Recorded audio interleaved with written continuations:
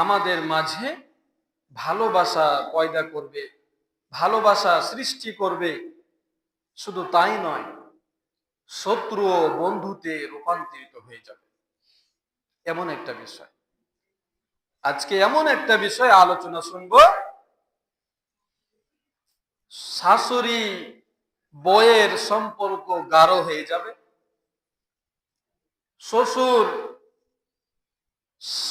বউয়ের সাথে সম্পর্ক গাঢ় হয়ে যাবে, এক বন্ধু আর এক বন্ধুর সাথে সম্পর্কটা গাঢ় হয়ে যাবে।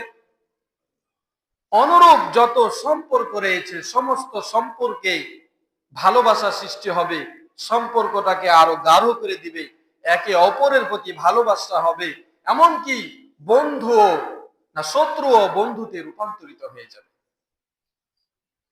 সেই বিষয়টি হচ্ছে সালাম। কি? সালাম।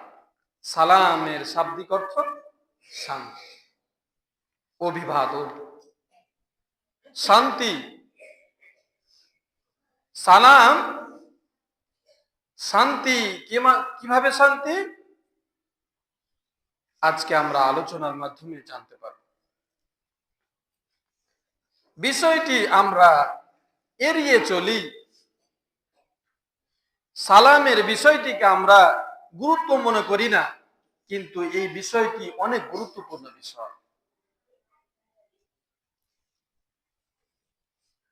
যদি এর গুরুত্ব বলি, যদি ভূমিকা টানি, তাহলে আমরা বুঝতে পারব।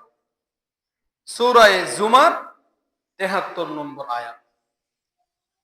সূরা জুমারের ৭৩ নম্বর আয়াত, আল্লাহ সুবহানাহু ওয়া তাআলা বলেন, ওয়াসিকাল্লাযীনা তাকাও রাব্বাহুম ইলাল জান্নাতি যুমারা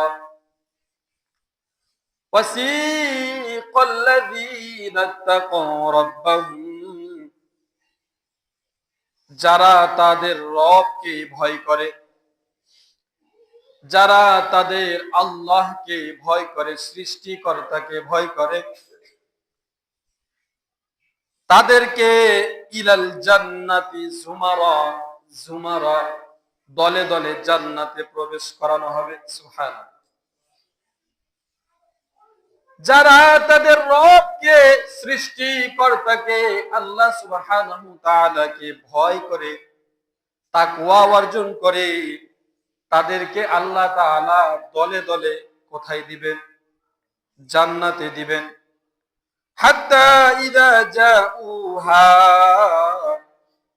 যখন ওই ঈমানদারেরা, ভয়কর নেওয়ালা বান্দারা, ইযা জাউহা জান্নাতের কাছাকাছি চলে আসবে, জান্নাতের দরজার সামনে চলে আসবে, ওয়াফুতিহাত আবওয়াবুহা, তাদের জন্য জান্নাতের দরজাগুলো খুলে দেওয়া হবে। সুবহানাল্লাহ। ওয়াকালা লাহুম খাজানাতুহা, জান্নাতের রক্ষী ফেরেশতাগণ সালামুন আলাইকুম, সালাম শব্দের মাধ্যমে, সালামের মাধ্যমে অভিবাদন জানাবে। সুবহানাল্লাহ। ঈমানদারদেরকে সালামের মাধ্যমে অভিবাদন জানানো হবে। তিবতুম, এবং বলবে তোমরা পুত পবিত্র। সালামের মাধ্যমে অভিবাদন জানিয়ে বলবে তোমরা পুত পবিত্র। ফাদখুলুহা খালিদিন, চিরস্থায়ী জায়গা জান্নাতে প্রবেশ করো। সুবহানাল্লাহ। তাহলে আমরা যখন জান্নাতে যাব, সর্বপ্রথম অভিবাদন হবে, আমাদেরকে অভিবাদন জানানো হবে কিসের মাধ্যমে? সালামের মাধ্যমে। তাহলে বুঝতে পারলাম গুরুত্ব সালামের আছে।